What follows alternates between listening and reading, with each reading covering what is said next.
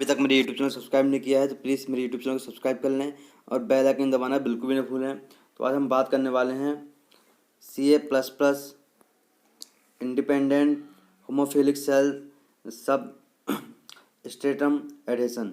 तो structure and function of इंटेग्रिन्स की हम बात करें तो इंटेग्रिन्स इंटेग्रिन्स एक बड़ा ग्लाइकोप्रोटीन ग्राही है और हेटेरोडाइमेरिक ग्लाइकोप्रोटीन ग्रुप है। ये दो नॉन कोवेलेंटली बाउंड अल्फा तथा बीटा सब यूनिट का ग्रुप है जो कि एडेशन मॉलिक्यूल के रूप में वर्क करते हैं। ये विभिन्न जैविक क्रियाओं विशेषकर साइटोस्केलेटन के निर्माण तथा इंट्रासेलुलर संकेतों के प्रवाह में सहायक करते हैं या सहायक होते हैं। ये बहुत सी एक्स्ट्रा सेलुलर मैट्रिक्स ECM से जुड़ती हैं। इस टाइप यह इंट्रासेलुलर एवं एक्स्ट्रा सेलुलर इन्वायरमेंट को जोड़ती है। ये स्पंज कोरल नेमेटोड और एकिनोडर्म तथा मैमल सहित अन्य वर्टिब्रेट एनिमल्स में पाई जाती है। विषम द्वितीय का अर्थ है कि अल्फा तथा बीटा यूनिट्स भिन्न भिन्न आकार की होती हैं। स्ट्रक्चर की हम यहाँ पे बात करें तो इंटेग्रिन्स दो नॉन कोवेलेंटली बाउंड अल्फा तथा बीटा सब यूनिट के रूप में पाए जाते हैं।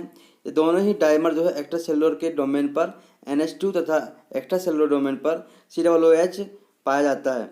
NH2 वाला जो डोमेन इंटेग्रिन मोलिक्यूल्स का जो हेड माना जाता है। इस टाइप के जो अल्फा सब यूनिट में 4 CA++ से जुड़ने वाले जो डोमेन होते हैं वह एक्स्ट्रा सेलुलर भाग में पाए जाते हैं। अल्फा सब यूनिट में एक्स्ट्रा सेलुलर पार्ट में सल्फाइड बाइंडिंग भी पाए जाते हैं। जो बीटा सब यूनिट में 4 सिस्टीन बाहुल्य रिपीट्स पाए जाते हैं। अल्फा सब यूनिट में 18 बीटा सब यूनिट में 8 यूनिट होती हैं और चित्र की हम बात करें तो इसमें इंटेग्रिन्स की 26 संभावित यूनिट दर्शाई गई हैं, परंतु माइस में अल्फा AD तथा DX का कोई कार्य नहीं बताया गया है। इस टाइप हाइंस 2000 से अल्फा एंड बीटा इंटेग्रिन के 24 हेटेरोडाइमर बताते हैं। प्रत्येक हेटेरोडाइमर में एक बड़ा हेड होता है, वो एक्स्ट्रा सेलुलर डोमेन होता है जो कि एक्स्ट्रा सेलुलर प्रोटीन से बाइंडिंग करता है। सेकेंड ट्रांस मेम्ब्रेन होता है डोमेन प्लाज्मा मेम्ब्रेन के पार साइटोप्लाज्म में इंट्रा सेलुलर पूंछ बनाता है जो कि साइटोस्केलेटन से जुड़ता है। इस कार्य में कोशिकीय ग्राही प्रोटीन सहायक होती है वह इंटेग्रिन्स एक और एक्स्ट्रा सेलुलर मैट्रिक्स ECM की ग्लाइको होती है ग्लाइकोप्रोटीन जिसमें कोलेजन फाइब्रिन लेमिनिन्स तथा सेलुलर ग्राही VCAM1 से जुड़ती है तथा सेकंड और इंटरसेलुलर बाइंडिंग से होती है ICAM intercellular cell adhesion molecules जिसे हम कहते हैं से जुड़ती है। इसके अतिरिक्त इंटेग्रिन्स एक्टिन साइटोस्केलेटन के फॉर्मेशन में सहायक होती है। इंटेग्रिन्स उन संकेतों के प्रवाह में भी सहायक होती हैं जो कि सेल्स के माइग्रेशन में प्रोलिफरेशन सेल डिफरेंशिएशन तथा अपोजिट के लिए तय होते हैं। तो इंटेग्रिन डाइमर की हम संरचना की हम बात करें यहाँ पे तो यहाँ पे आप देख सकते हैं दोस्तों ये अल्फा और बीटा है। यहाँ पे H2N यहाँ पे जुड़े हुए हैं, यहाँ पे NH2 जुड़ा हुआ है, यहाँ पे 4 सिस्टीनिक रिच रिपीट्स है, यहाँ रिपीट्स REPEATC और यहाँ पे सल्फर जुड़े हुए हैं। यहाँ पे CHOOH और COOH यहाँ पे जुड़े हुए हैं। ये एक प्लाज्मा मेम्ब्रेन दोस्तों।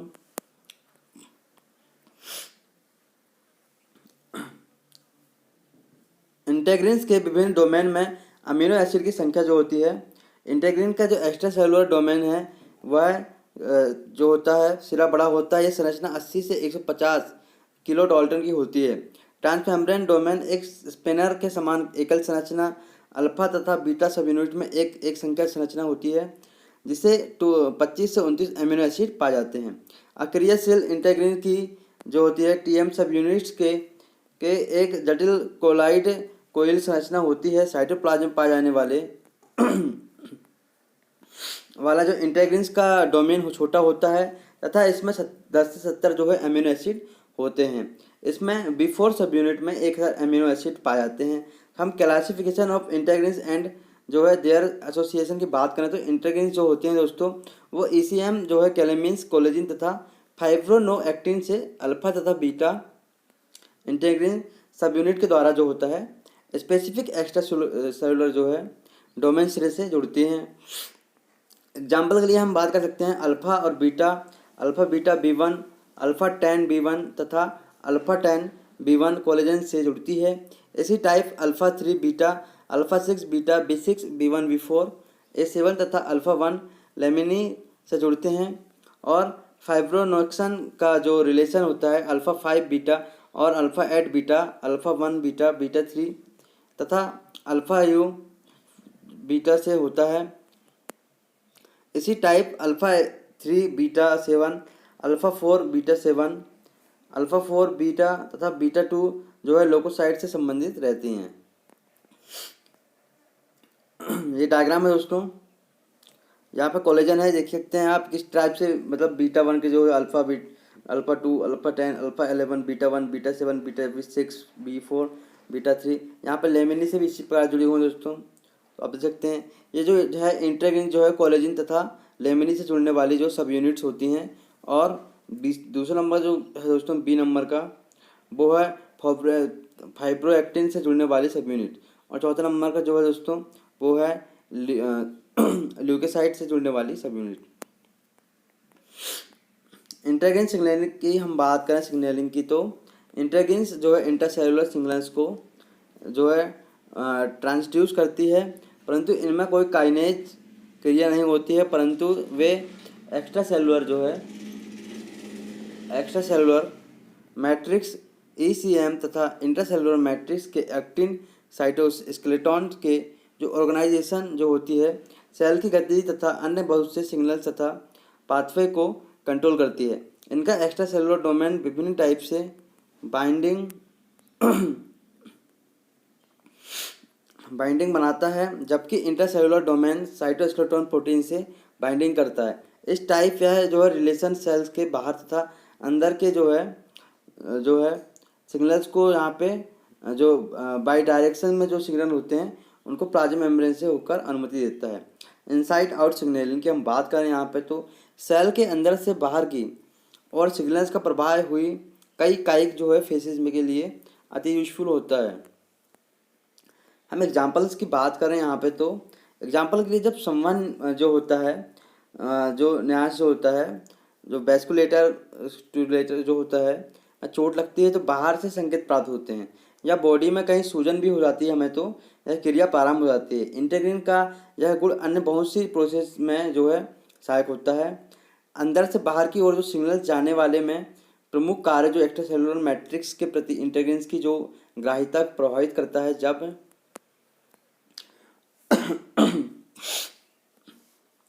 जबकि इंट्रासेलुलर जो स्ट्रक्चर के आकारिक परिवर्तन होते हैं तो एक्स्ट्रासेलुलर स्ट्रक्चर को भी प्रभावित करता है।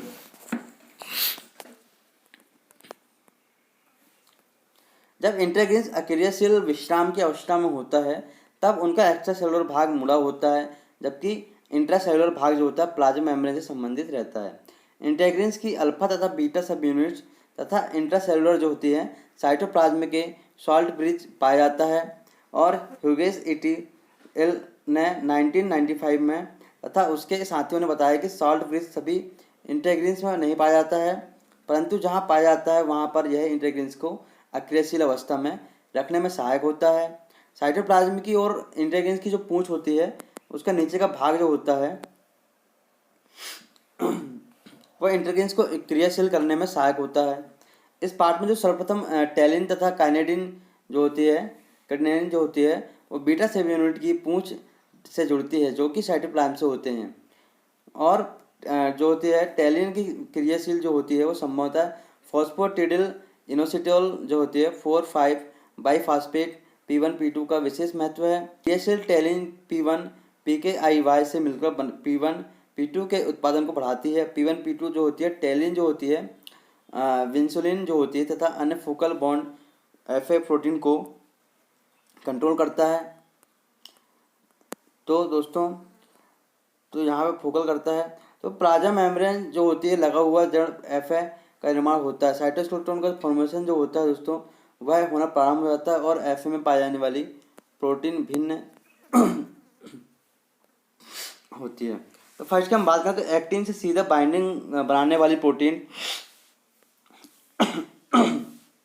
सॉरी फ्रेंड्स, अल्फा एक्टिनिन तथा फिलामेन अन्य प्रोटीन जो कि अप्रत्यक्ष रूप से साइटोस्केलेटन से जुड़ती है उनमें जो होती है काइनिन इंटेग्रिन लिंक जो होती है, काइनेज जो होती है, जो पैक्सिलिन तथा फोकल एडेशन जो होता है प्रमुख है, और विनकुलिन जो होती है प्रोटीन एसआरसी तथा सीएस से जुड़कर अन्य संकेतक पद में कार्य करती है। आउटसाइड इन सिग्नलिंग की हम बात करें यहाँ पे तो इंटेग्रिन्स में आंतरिक जो उत्प्रेरक क्रिया का अभाव होता है वो इंटेग्रिन के एक्स्ट्रा सेलुलर डोमेन से लिगेंड जो होते हैं उनकी बाइंडिंग साइटोप्लाज्म में बाहर से अंदर की ओर जाते हैं। यह intracellular signal cell growth, cells का डिफरेंशिएशन तथा अपोप्टोसिस के लिए होते हैं। इंट्रासेलुलर सिग्नल जो होते हैं एफ जो है कॉम्प्लेक्स के बने होते हैं, उनके लिए उत्तरदायी होते हैं। इनमें लगभग 150 भिन्न भिन्न प्रोटीन सम्मिलित होते हैं। एफ कॉम्प्लेक्स जो है इंट्रासेलुलर सिग्नल्स के ट्रांसपोर्ट के लिए केंद्र का वर्क करते हैं और इसकी जो है प्रोटीन खतरा रूप से एक दूसरे से जो है जुड़ने के विलग होने की क्रिया के लिए संकेत का प्रभाव करते हैं। कंक्लूजन की हम बात करें तो इंटेग्रिन्स एक बड़ा ग्लाइकोप्रोटीन रिसेप्टर ग्राही है जो हेटेरोडाइमरिक ग्लाइकोप्रोटीन का ग्रुप है। ये दो असंयोजी अल्फा तथा बीटा सब यूनिट का ग्रुप है जो आसंजन अणु के रूप में कार्य करते हैं। पिछले 20 ईयर्स में इंटेग्रिन्स के संबंध में अर्थात इनकी संरचना तथा कार्यों के बारे में अत्यधिक जानकारी उपलब्ध हो चुकी है, जिसने हम इंटेग्रिन्स हेटेरोडाइमर तथा उसके द्वारा इंट्रासेलुलर सिग्नल्स के आदान प्रदान संबंध में संपूर्ण क्रिया पता चल गई है। तो दोस्तों अगर आपने अभी तक मेरे यूट्यूब चैनल सब्सक्राइब नहीं किया तो प्लीज़ मेरे यूट्यूब चैनल को सब्सक्राइब जरूर कर लें और बेल आइकन दबाना बिल्कुल भी ना भूलें। अभी तक मेरे यूट्यूब चैनल सब्सक्राइब नहीं किया है तो प्लीज़ मेरे यूट्यूब चैनल को सब्सक्राइब कर लें और बेल आइकन दबाना बिल्कुल भी ना भूलें। तो आज हम बात करने वाले हैं Ca++ इंडिपेंडेंट होमोफिलिक सेल सब स्ट्रेटम एडेशन। तो स्ट्रक्चर एंड फंक्शन ऑफ इंटेग्रिन्स की हम बात करें तो इंटेग्रिन्स एक बड़ा ग्लाइकोप्रोटीन ग्राही है और हेटेरोडाइमेरिक ग्लाइकोप्रोटीन ग्रुप है। ये दो नॉन जो है कोवेलेंटली बाउंड अल्फा तथा बीटा सब यूनिट का ग्रुप है जो कि एडेशन मॉलिक्यूल के रूप में वर्क करते हैं। ये विभिन्न जैविक क्रियाओं विशेषकर साइटोस्केलेटन के निर्माण तथा इंट्रासेलुलर संकेतों के प्रवाह में सहायक करते हैं या सहायक होते हैं। ये बहुत सी एक्स्ट्रा सेलुलर मैट्रिक्स ECM से जुड़ती हैं।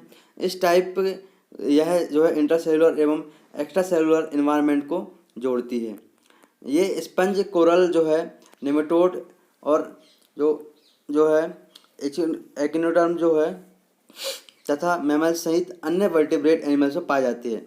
विषम द्वितीय का अर्थ है कि अल्फा तथा बीटा यूनिट्स भिन्न भिन्न आकार की होती हैं। स्ट्रक्चर की हम यहाँ पे बात करें तो इंटेग्रिन्स दो नॉन जो है कोवेलेंटली बाउंड अल्फा तथा बीटा सब यूनिट के रूप में पाए जाते हैं। ये दोनों ही डाइमर जो है एक्स्ट्रा सेलुलर के डोमेन पर NH2 तथा एक्स्ट्रा सेलुलर डोमेन पर COOH पाया जाता है। NH2 वाला जो डोमेन इंटेग्रिन मॉलिक्यूल्स का जो हेड माना जाता है। इस टाइप के जो अल्फा सब यूनिट में 4 Ca++ से जुड़ने वाले जो डोमेन जो होते हैं वो एक्स्ट्रा सेलुलर भाग में पाए जाते हैं। अल्फा सब यूनिट में एक्स्ट्रा सेलुलर पार्ट में जो है सल्फाइड बाइंडिंग भी पाए जाते हैं। जो बीटा सब यूनिट में 4 सिस्टीन बाहुल्य जो रिपीट्स पाए जाते हैं। अल्फा सब यूनिट में 18 जो है, बीटा सब यूनिट में 8 यूनिट्स होती हैं और चित्र की हम बात करें तो इसमें इंटेग्रिन्स की 26 संभावित यूनिट दर्शाई जा रही हैं, परंतु माइस में अल्फा AD तथा DX का कोई कार्य नहीं बताया गया है। इस टाइप हाइंस जो है 2000 से अल्फ़ा एंड बीटा इंटीग्रिन के 24 हेटेरोडाइमर बताते हैं। प्रत्येक हेटेरोडाइमर में एक बड़ा जो है हेड होता है, वो एक्स्ट्रा सेलुलर डोमेन होता है जो कि एक्स्ट्रा सेलुलर जो है प्रोटीन से बाइंडिंग करता है। सेकेंड ट्रांस मेम्ब्रेन जो होता है डोमेन प्लाज्मा मेम्ब्रेन के पार साइटोप्लाज्म में इंट्रा जो है सेलुलर जो है पूंछ बनाता है जो कि साइटोस्केलेटन से जुड़ता है। इस कार्य में क्या जो है कोशिकीय ग्राही जो प्रोटीन सहायक होती है वह इंटेग्रिन्स एक और एक्स्ट्रा सेलुलर मैट्रिक्स ECM की ग्लाइको जो होती है ग्लाइकोप्रोटीन जिसमें जो है कोलेजन फाइब्रिन लेमिनिन्स तथा सेलुलर ग्राही जो है VCAM1 जो है से जुड़ती है तथा सेकंड और इंटरसेलुलर बाइंडिंग से जो होती है ICAM intercellular cell adhesion molecules जिसे हम कहते हैं से जुड़ती है। इसके अतिरिक्त इंटेग्रिन्स एक्टिन साइटोस्केलेटन के फॉर्मेशन में सहायक होती है। इंटेग्रिन्स उन संकेतों के प्रवाह में भी सहायक होती हैं जो कि सेल्स के माइग्रेशन में जो है प्रोलिफरेशन सेल डिफरेंशिएशन तथा अपोजिट के लिए जुदाई होते हैं। तो इंटीग्रिन डाइमर की हम समझने की हम बात करें यहाँ पे, तो यहाँ पे आप देख सकते हैं दोस्तों ये अल्फ़ा और बीटा है। यहाँ पे H2N यहाँ पे जुड़े हुए हैं, यहाँ पे NH2 जुड़ा हुआ है, यहाँ पे 4 जो है सिस्टीनिक रिच रिपीट्स है, यहाँ रिपीट्स REPEATC और यहाँ पे सल्फर जुड़े हुए हैं। यहाँ पे CHOOH और COOH यहाँ पे जुड़े हुए हैं। ये एक प्लाज्मा मेम्ब्रेन है दोस्तों।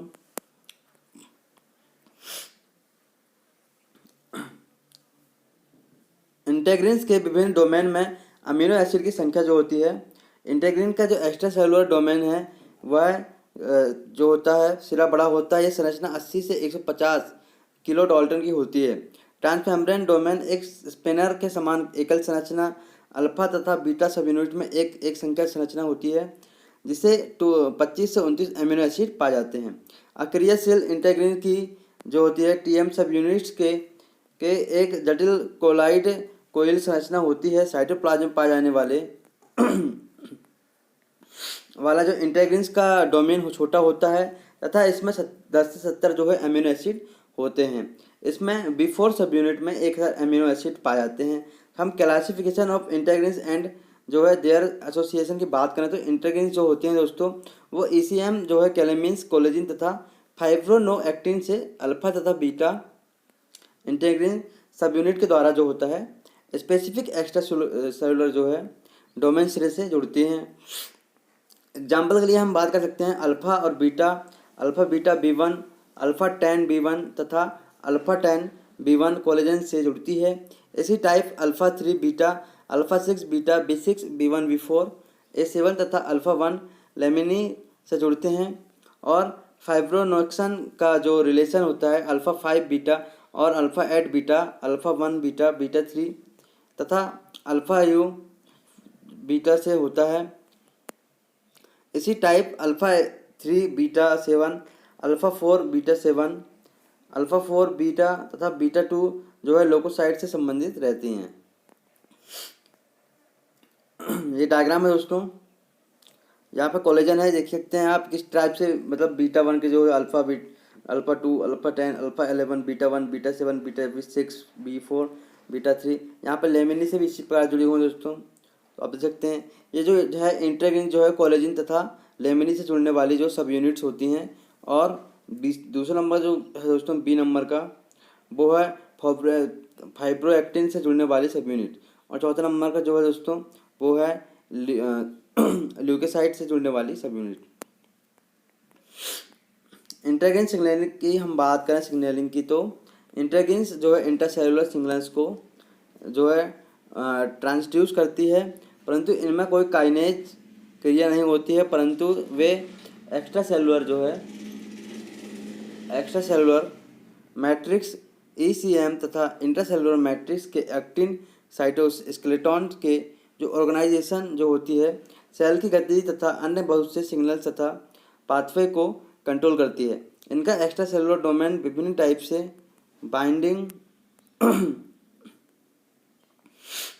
बाइंडिंग बनाता है, जबकि इंटरसेलुलर डोमेन साइटोस्केलेटन प्रोटीन से बाइंडिंग करता है। इस टाइप यह जो है रिलेशन सेल्स के बाहर तथा अंदर के जो है सिग्नल्स को यहाँ पे जो बाई डायरेक्शन में जो सिग्नल होते हैं उनको प्लाज्मा मेम्ब्रेन से होकर अनुमति देता है। इनसाइड आउट सिग्नलिंग की हम बात करें यहाँ पे, तो सेल के अंदर से बाहर की और सिग्नल्स का प्रवाह हुई कई काइक जो है फेसेस में के लिए अति यूजफुल होता है। हम एग्जांपल्स की बात करें यहाँ पे, तो एग्जांपल के लिए जब समवन जो होता है जो न्यास जो होता है, जो वेस्कुलेटर स्टिमुलेटर जो होता है, चोट लगती है तो बाहर से संकेत प्राप्त होते हैं, या बॉडी में कहीं सूजन भी हो जाती है हमें, तो यह क्रिया प्रारंभ हो जाती है। इंटीग्रिन का यह गुण अन्य बहुत सी प्रोसेस में जो है सहायक होता है। अंदर से बाहर की ओर जो सिग्नल जाने वाले में प्रमुख कार्य जो एक्स्ट्रासेलुलर मैट्रिक्स के प्रति इंटीग्रिन्स की जो ग्राह्यता प्रभावित करता है।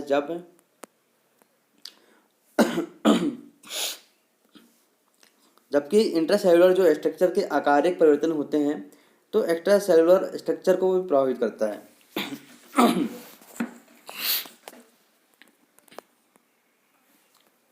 जब इंटीग्रिन्स अक्रियाशील विश्राम की अवस्था में होता है तब उनका एक्स्ट्रासेलुलर भाग मुड़ा होता है, जबकि इंट्रासेलुलर भाग जो होता है प्लाज्मा मेम्ब्रेन से संबंधित रहता है।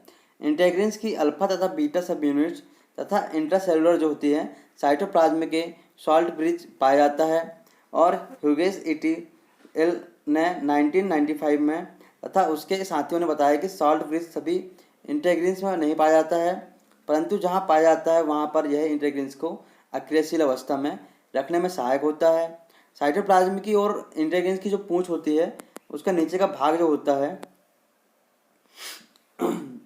वह इंटीग्रिन्स को क्रियाशील करने में सहायक होता है।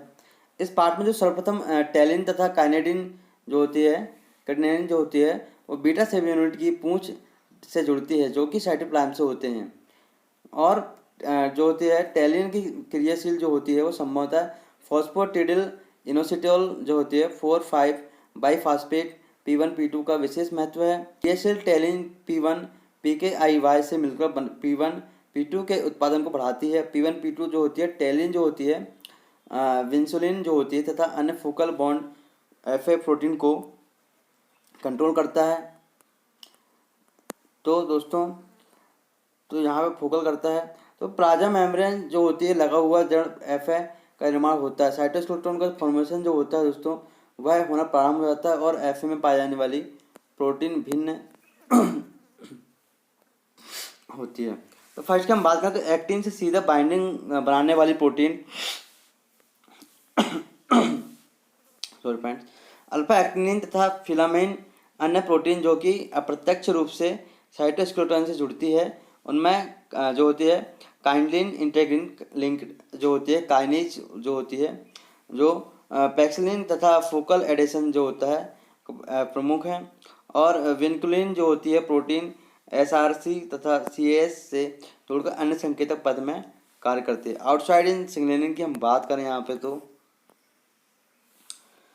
इंटीग्रिन्स में आंतरिक जो उत्प्रेरक क्रिया का अभाव होता है वो इंटीग्रिन के एक्स्ट्रा सेलुलर डोमेन से लिगेंड्स जो होते हैं उनकी बाइंडिंग साइटोप्लाज्म में बाहर से अंदर की ओर जाते हैं। यह intracellular signal cell growth, cells का डिफरेंशिएशन तथा अपोप्टोसिस के लिए होते हैं। इंट्रासेलुलर सिग्नल जो होते हैं FA जो है कॉम्प्लेक्स के बने होते हैं, उनके लिए उत्तरदायी होते हैं। इनमें लगभग 150 भिन्न भिन्न प्रोटीन सम्मिलित होते हैं।